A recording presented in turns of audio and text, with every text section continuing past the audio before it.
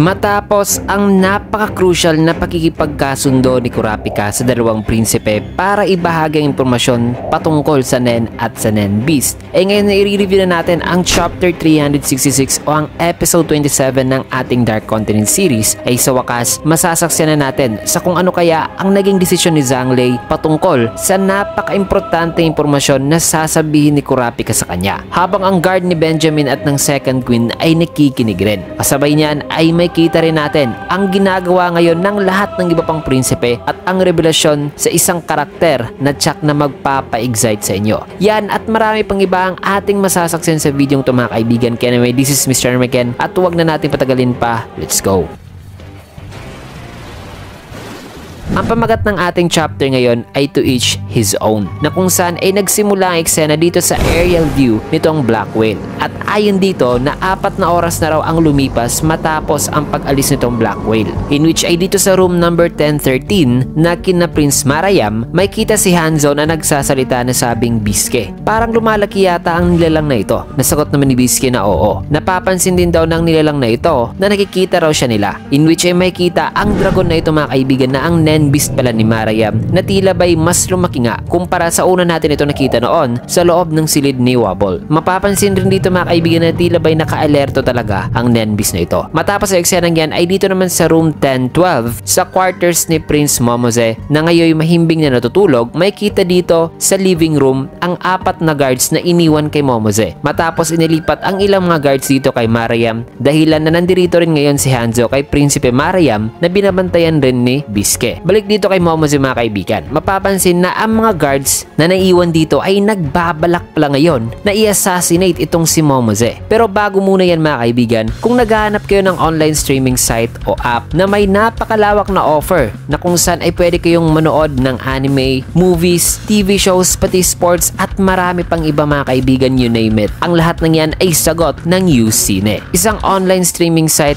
/ app mga kaibigan na kung saan ay isang subscription lamang ang kailangan nyo, pwede nyo nang mapanood ang lahat ng yan mga kaibigan, all in one na at wala ring ads dito. So uninterrupted talaga ang inyong panonood at don't worry, safe po ang app na to mga kaibigan, kaya kung interesado kayo ay pindutin nyo na ang ating download link dyan sa comment section. Maraming salamat. Balik na tayo sa video. So sa isipan ngayon ng mga guards mga kaibigan, ayon sa kanila na kayang-kaya raw nilang i-assassinate ang prinsipe. Pero kung mahuhuli raw sila ng Royal Army ay tsak na papatayin daw talaga sila, pati na ang kanilang pamilya. May kita rito itong sundalo ni Benjamin na si Vic, si Napaper na isang guard mula sa Second Queen na si Duazul, si Bladge na guard mula naman sa Third Queen na si Tang Zhaoli, si Larok na guard naman mula sa Fourth Queen na si Katrono, si Tofdi na mula naman sa Queen na si Swinko Swinko, at si Nagmum na mula naman sa Sixth Queen na si Seiko. Na sa isipan ng mga to mga kaibigan ay kailangan raw nilang patayin ang prinsipe nang hindi nakikita. Pero dapat ang kanilang paraan ng pagpatay ay mahahalata naman ng Reynang nagpadala sa kanila para masiguro raw nila mga kaibigan ang promosyon na kung saan ay i-appoint sila mga kaibigan ng kanilang kliyente sa isang key position sa susunod na monarkiya ng Kakin. Matapos yan ay may kita naman dito ang Nen Beast ni Momose. Habang dito naman sa room 1012 ay dito may kita si Prinsipe Fugitsu na tinitignan ngayon ang litrato nilang dalawa ni Kacho. At habang may kita ngayon na umiiyak itong si Prinsipe Fugitsu mga kaibigan, ay pinakita naman dito ang isang guard na si Ryoji na mula mismo sa ina ni Fugitsu na ang Sixth Queen na si Seiko. At ang isa pa na si Batchaim na mula rin kay Queen Seiko. Nasabi nitong si Batchaim kay Ryoji na wag daw nitong masyadong i-spend ang kanyang energy sa pag-guard kasi baka hindi raw ito magtatagal. Kasi una ay dapat daw muna nilang ibahin ang kanilang shift. Dalag pa ni Batchaim na silang dalawa lang daw dito ang tunay na nagmamalasakit at nagbabantay talaga kay Prinsipe Fugitsu kasi ang iba o ang the rest ay puro na raw mga spiya at assassins. Mga salitang nagpatahimik naman kay Ryoji. Meanwhile dito naman sa room 1010 ay may kita mga kaibigan ang isang basag na plato na may pagkain sapagkat itinapon pala ni Prinsipe Kacho ang pagkain na inihain sa kanya na sabing kahit ang mga asurong nasa basurahan nakatira ay hindi raw kakainin ng pagkain na yan. Wala na ba raw tamang nagagawa itong kanyang mga katulong na ano ba raw ang kanilang binabayad sa mga to, kaya dapat ay ulitin daw nila ang kanilang pagluluto. In which ay dito na iniligpit ng kanyang katulong ang pagkain at ang basag na plato. Habang si Melody naman ay pinapakinggan ngayon ang tibok ng puso ng mga katulong at ng guards ni Cacho, in which ay dito niya nalaman ang kanilang mga thoughts na sabi nitong isa na sana ay mamatay na lang daw itong prinsipe,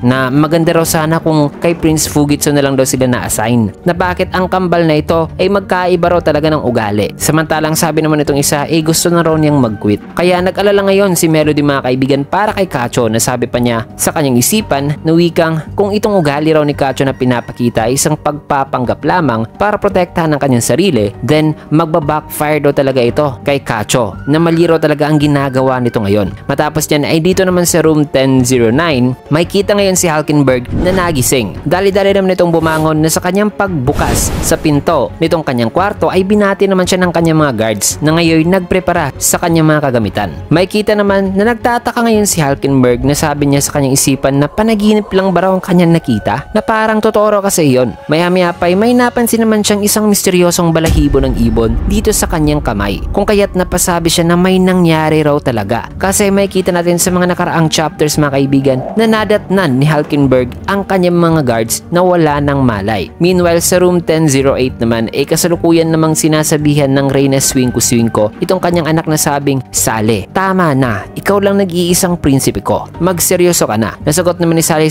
na alam naman daw niya ang bagay na yan. Nasagot naman ng kanyang ina na sabing, hindi mo alam, isa raw itong golden opportunity. Gagawin raw niya ang kanyang makakaya para tulungan itong kanyang anak na gumawa ng sarili nitong hakbang, kundi baka itong kanyang anak raw mga kaibigan o si Sale ang unang magda-drop out sa succession contest, in which ipangiting sagot naman ni Sale na magtiwala lang daw itong kanyang ina sa kanyang anak. Kaya tanong naman ng Reyna na may plano ba raw ito? Kaya paliwanag naman rito ni Sale na sa susunod daw na banquet ay babaguhin daw niya ang mundo. Matapos ang eksena niyan ay dito naman sa room 1007 may kita si Lazarus na nagyoyosi kasama itong si Basho. Natanong pa ni Lazarus na legal ba raw itong ginagamit niya? Nasagot naman ni Basho na oo, malinis raw ito sa mga illegal na substance. Katunayan nga niyan ay ang ingredients daw nito ay available pa nga raw sa kanyang homepage. Darag pa niya na may lisensya nga raw siya dito, kaya hindi raw nananakaw itong kanyang produkto na yan. Ayon pa sa kanya na napaka-perfect daw nito for personal use. Also marami na rin daw siyang ginamit noon, pero itong ginagamit daw ngayon ni Lazarus mga kaibigan ay ang isang smoke na binabalik-balikan daw talaga ni Basho. Ayon pa nga rito kay Basho na mas mainam pa nga raw ito para sa mga heavy smokers talaga, na ang lahat daw kasi ng kanyang mga kaibigan ay naging healthy na dahil sa paggamit nito. So isang healthy drug mga kaibigan itong ginagamit ngayon ni Lazarus na mula kay Basho. Kaya ay napaisip naman dito si Lazarus. Natanong naman ni Basho na ano raw ang problema, in which ay sagot naman ni Lazarus na nag-iisip raw siya kung posible ba raw na gamitin niya ang produkto ni Basho para sa pag-rehab sa mga drug addict. Pero ang mahirap lang daw kasi dito mga kaibigan ay ang ipalusot ang produktong to sa first prince na si Benjamin, since na ang drug control ay trabaho naman daw talaga sana ng mga military. Naisipan ni Lazarus mga kaibigan na gamitin ang produkto na ito sa mga drug addict, since na recently lang daw ay ang kanyang isang kaibigan ay nalulong daw talaga sa droga. Kaya masama raw talaga pag pinapasobraan ang isang bagay. Kaya tanong naman ni Lazarus kay Basho na paano raw kaya kung isa sa publiko raw nila ang resulta ng kanilang gagawing clinical trials mga kaibigan sa produktong ito, in which ay sagot naman ni Basho na wala raw problema sa kanya kung gagawin niya ni Lazarus, na mas madali nga raw sana ito kung magiging hari raw itong si Lazarus. Nasagot naman ni Lazarus na hindi raw magiging madali yan. Matapos ang eksenang yan ay dito naman sa room 1006 may kita rito ang isang libro na libro pala ni Tyson, in which ay tanong naman ni Izunami na The Book of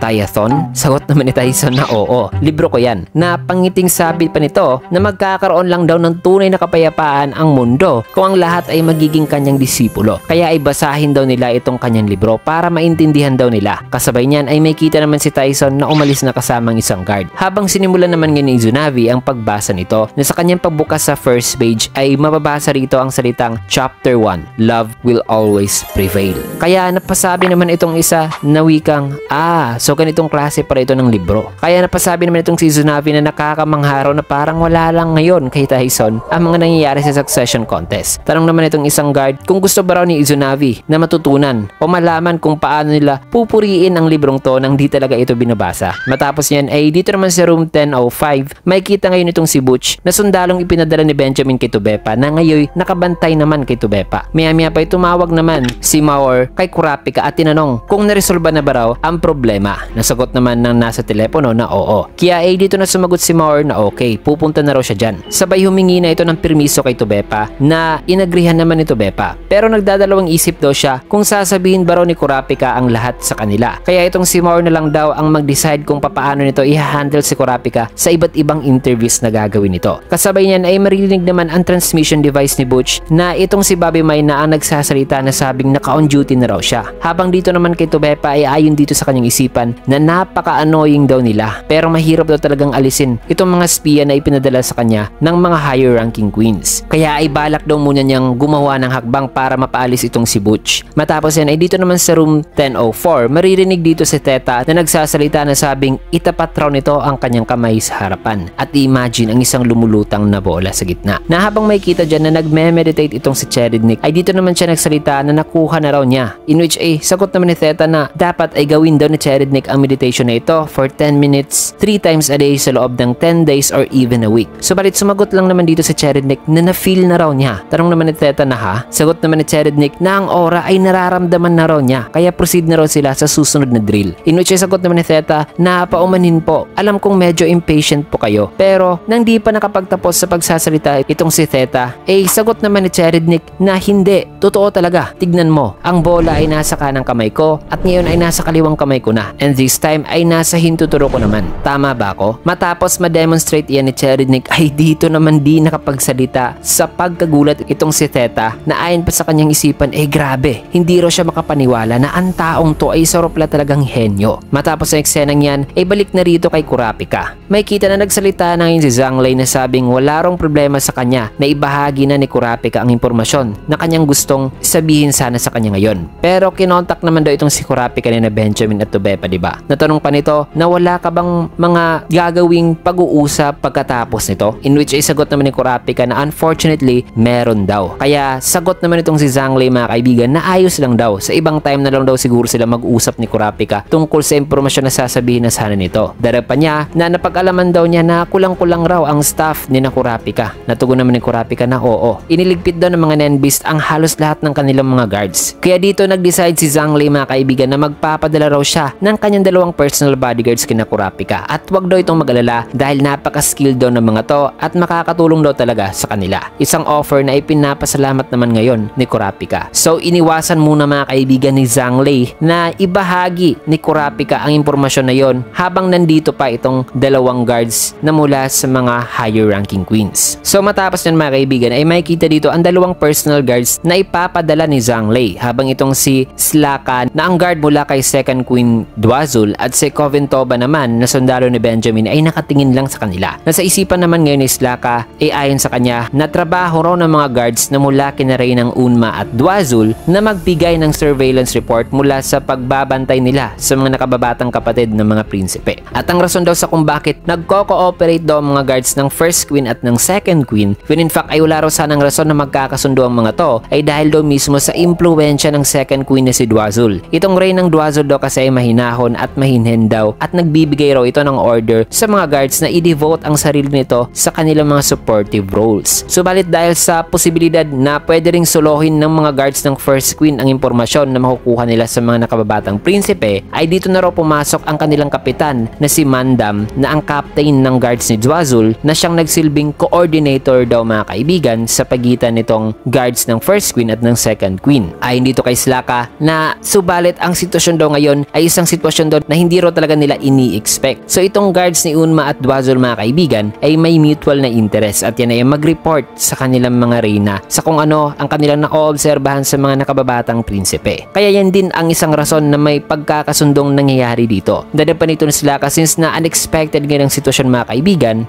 napapaisip siya ngayon na posible raw talagang magpapalitan ng importanteng impormasyon ang mga tauhan ng mga nakababatang prinsipe. Kaya kailangan daw talaga nilang malaman ito. Subalit isa lang daw sa kanila ni Koventoba ang pwedeng umalis at iwanan itong third prince na si Zhanglei, which is ang priority sana talaga nila kasi dito raw sila na-assign. At sa tingin niya na ang guard daw ng Rey ng Unma ang dapat na umalis dito at siya ang may iwan sana. Pero may problema raw kasi ang case raw na ito na alam daw nila ang kanilang balak, which is ang mangispiya, ay posible na isang trap na mali-maling impormasyon ang ibibigay daw sa kanila ni Kurapika. Kaya nag-iisip dito si Slaka kung aling side daw ang tama, ang magpaiwan na lang dito kay Zhang-Lei o ang sumama na lang kina Kurapika. Matapos niyan ay dito na sinabihan ni Zhang-Lei itong kanyang guards na si Sakata at Hashito na gwardiyahan raw nila ang Prince Wobble hanggang sa susunod na banquet o dinner party. Maya-maya pa'y may nakipag-usap naman kay Koventoba dito sa kanyang transmission device, in which ay dito na niya tinignan itong si Slaka at sinabihan na may order daw mula sa First Queen na si Unma. Kaya ay siya na lang daw ang magagard dito kay Zhang-Lei at itong si Slaka naman daw ay ang sasama kay Kurapika. Nasagot naman ni Slaka na masusunod, habang sa isipan naman ito ay ayon sa kanya na iniisip daw ngayon ni Koventoba na mas mainam na manatili na lang dito sa Third Prince. Kasi yun na nga ay may possibility na maaaring trap o false information lang ang ibibigay ni Kurapika sa kanila. Kaya dito na humingi ng permiso si Slaka kay Zhang-Lei na may order daw na ibinigay ang Rey ng Unma. Nasagot naman ni Zhang-Lei na ayos lang daw. Hindi na raw kailangan pang ikumpirma ito sa kanya kasi may marami parang duties itong si Slaka bukod sa pag-guard dito sa kanya. Kaya gawin na lang daw nitong si Slaka ang kailangan nitong gawin. Kaya dito na nag-excuse si Slaka at sumama na sa dalawang guards ni Zhang-Lei at sinabihan ng mga to na wikang kailangan kong sumama sa inyo. Ipaalam niyo lang sa akin kung may makukuha kayong impormasyon. Kasi posible raw siyang matanggal sa trabaho kung sasablay sila. Hindi pa naman daw niya alam kung ano raw ang kanyang posibleng gagawin kung sakaling magiging unemployed siya. Pagalit na sabi nitong si Slaka, in which ay di naman sumagot itong dalawa. Matapos yan ay dito naman sa room 1002 may kita itong si Camila na kumakain at may kausap. Nagsasalita siya rito tungkol sa mga mahaling produkto at limited edition products, in which ay tinanong niya itong kanyang kausap na kanya palang ina na sabing, nakikinig ka ba? Sumagot naman dito ang Rey ng Dwazul na sabing, oo, nakikinig raw siya. Kaya nagsalita ulit itong si Camila na wikang, by the way, ililigpit natin ang unang first prince na si Benjamin pagkatapos ay ikasyam naman na prinsipe na si Halkenberg. Nakuha mo ba? Nasagot naman ni Dwazul na ang bagay raw na ito ay hindi raw isang bagay na dapat nitong ikumpirma sa kanya. Mga salitang ikinagalit naman ni Camila. Kaya sagot naman niya dito na, mami, nagkakamali ka ata. Isang order o utos daw ang kanyang sinabi kanina. Mas madali raw kasing nakakalapit itong kanyang ina kay Halkenberg. Kaya siya raw dapat ang papatay nito. In which ay sagot naman ni Dwazul na sigurado raw siya na magagawa naman daw yan ni Camila kahit wala ang tulong niya. Nasagot naman ni Camila na alam naman daw niya yan. Pero mas madali lang daw kasi kung itong kanyang ina raw mismo ang papatay kay Halkenberg. Ang mga salitang yan ay kasalukuyan na palang pinapakinggan nitong isang lalaki na sabing,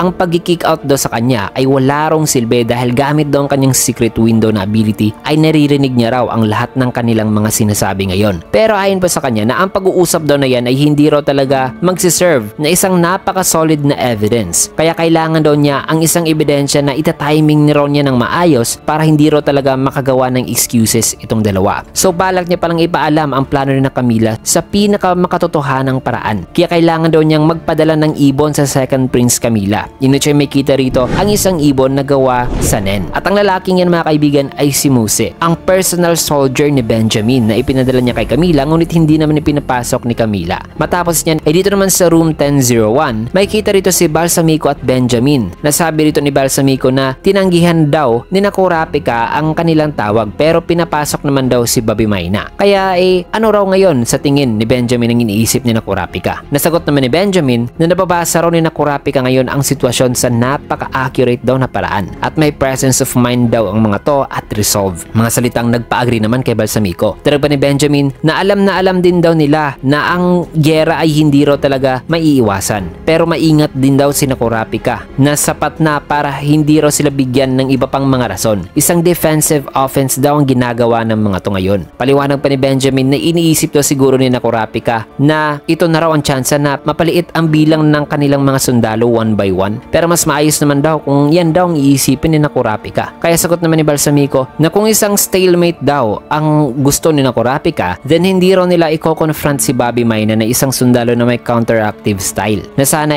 kahit malaman na lang daw muna nila ngayon ang abilities ng kanilang kalaban which is si Kurapika. In which ay dito naman nagsalita itong soldier na si Furikov na sabing kung ganun ay siya naman daw ang pupunta doon. Matapos niyan ay dito na sa room 1014 kina Prince Wobble may kita itong sibil na may kausap sa telepono na sabing maghintay daw muna ito at wala pa naman daw itong ginagawa kasi may kita nga na nakatayo lang dito si Bobby Mayna. Matapos niyan ay may kita naman si Slaka, Sakata at Hashito o ito at Wobble kasama rin si Kurapika na ngayon patungo na sa room 1014. Na maya-maya pa ay nakapasok na nga sila sa quarters ni Wobble. Kaagad namang napansin ni Slaka ang sundalo ni Benjamin kaya sabi niya rito na nandirito na raw pala ang sundalo ng First Prince Benjamin. Kaya napakilala siya rito kay Baby Mayna na siya raw si Slaka na ang guard daw mula kay Reynang Duazul at may mga bagay raw siyang gustong pag-usapan dito kay Baby Mayna. Kaya na may nag-usap muna itong dalawa habang si Bill naman ay nagsalita kay Kurapika na sabing ayos lang daw siya rito. Na sino ba raw itong mga bagong kasama nila? Nasagot naman ni Kurapika na ang mga guards daw ito ng Third Prince at ang isa ay tauhan naman ng Second Queen. Paliwanag pa niya na ang dalawa raw ipinadala ni Zhang Lei ay magkikipag-cooperate daw talaga due sa misyong ibinigay sa kanila. Pero maaaring ang mga kaibigan itong dalawa pang to ay delikado raw kaya ay dapat bantayan daw ito ni Bill. Makikita naman dito na tinapik ni Slaka ang balikat ni Baby Mayna na sabi rito ni Baby Mayna na okay, ako ang magbabantay kay Sakata, ikaw naman kay Hashito. Nasagot naman ni Slaka na sabing sure at na mas okay pa raw talaga itong si Baby Mayna kumpara sa antisocial na bilog ang ulo na sundalo ni Benjamin kanina. So yun na raw, kailangan daw muna nilang mag-work together. Matapos niyan ay tumalikod na si Slaka habang si Baby Mayna ay parang nanidiri naman kay Slaka. Makikita naman dito na may 4 na bagong guards ang nandirito sa loob mga kaibigan. Bagay na ikinakabahala naman ngayon ng husto ni Kurapika na ayon sa kanyang isipan na sabing nako, hindi niya pala pwedeng ipagamit kay Queen Oito ang ability sa ganitong sitwasyon at wala raw siyang idea kung gaano pa raw magtatagal ang kanyang patuloy na paggamit ng Emperor Time. Kaya dito na nagsalita si Oito na sabing nag-iba na raw ngayon ang sitwasyon. Kaya kung may mahanap daw siyang maliit na hayop ay i-activate na ba raw niya ang ability? Nasagot naman ni Kurapika na wag muna. Delikado raw na gamitin nila ito sa harapan nitong mga guards. Kaya siya at si Bill ay gagawa raw muna ng distraction kung sakali mang makakahanap sila ng target. Nasa isipan dito ni Kurapika ay napatanong siya sa kanyang sarili kung makakahanap pa ba raw sila ng suitable na nilalang na kanilang tatargetin ng ability. Kaya dito na na-realize ni Kurapika na hindi niya raw talaga naisipan noon na ang ability na ito at ang kondisyon nito which refers sa Emperor Time ay mas delikado raw pala sa kanya na imagine noon. Matapos ang senang yan ay dito sa Tier 5 sa hall number 37564 may kita itong napakaraming tao. Kasabay niya na ipinakita naman itong ipis na inapakan ng lalaki. Nasabi nitong lalaki na lagi raw na nakakahanap ng daanan itong mga ipis na to. Maya-maya pa bigla naman siyang nagulat dito sa taong nasa kanyang harapan ngayon. Kaya tinanong niya ito kung ano raw ang problema nito. Bakit ang sama raw tignan ng mukha nito? Nasagot naman itong tao na ganun ba? Ang taong to mga kaibigan ay si Chrollo pala na nakapasok na ngayon sa Black Whale na may galit na mukha na may halo ring lungkot. Kaya sinabihan siya nitong tao na ang mukha raw nito ay parang mukha ng isang taong nagbabalak pumatay. Kaya sa tingin niya na marami raw siguro ang pinagdaanan nito para makasakay lang dito. Pero ngayon na nasa loob na raw ito ng Black Whale ay ito na raw ang oras na kalimutan na nito ang mga relasyon nito sa mundo nila noon. Nasagot naman ni Chrollo na mahirap daw yan kasi ang mga relasyon o bond ay pinuputol daw, hindi raw kinakalimutan. So nandirito na pala si Chrollo mga kaibigan at grabe, galit at lungkot ang nararamdaman nito ngayon kasi obviously dahil yan sa ginawa ni Hisoka na pinatay nito si Shalnark at Kurtopi. Kaya ramdam na ramdam talaga ang bloodlust nito mga kaibigan dito sa hall na ito. At fun fact mga kaibigan, ang numero ng hall na kung nasan ngayon itong si Chrollo na number 37564 ay mababasa sa Japanese na Minagoroshi na ibig sabihin ay massacre o kill them all. So posibleng foreshadowing na ito sa gagawin ni Chrollo sa loob ng Black Whale in the future mga kaibigan. Kaya na may mas naging exciting na talaga ang susunod na mangyayari dahil sa revelasyon na ito mga kaibigan na nandirito na pala si Chrollo. At syempre mas nagiging exciting yan mga kaibigan dahil sa susunod ay malalaman na rin natin kung ano kaya ang gagawin ni Kurapika sa kanilang walang pinagkaibang sitwasyon na mas lumalala pa. Paano kaya nila magagamit ang ability na Little Eye sa sitwasyon na ito? Well yan at marami pang ibang napaka-thrilling at matinding eksena ang ating matutunghayan sa susunod na chapter. Dahil dito mo natin tatapusin ang video sa last panel na ito. Kaya naman kung nagustuhan niyo yung video, can I get a like, comment, follow, subscribe na rin for more videos like this. Maraming salamat and see you guys again on my next video.